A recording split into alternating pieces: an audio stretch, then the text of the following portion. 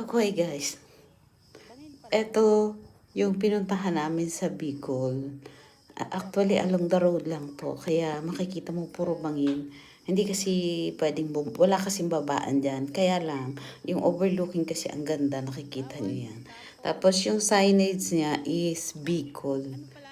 Meaning, bawal dyan magtapon ng basura and may fine ng 500 pesos. Pero super ano yung bangin kasi ang taas niyan eh. Ano, ang kinukuhanan lang namin, yan, yung dagat na yan na napakaganda. Tapos yung parang mini isla na yan, pwede kayong pumunta dyan. Nandyan yung tinatawag nila, yung hanging bridge na bamboo. Meron dyan, yan. Pinupuntahan din yan ng mga mahihilig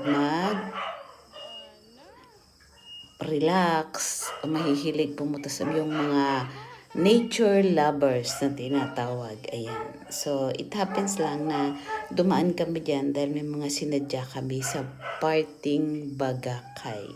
Part pa yan ng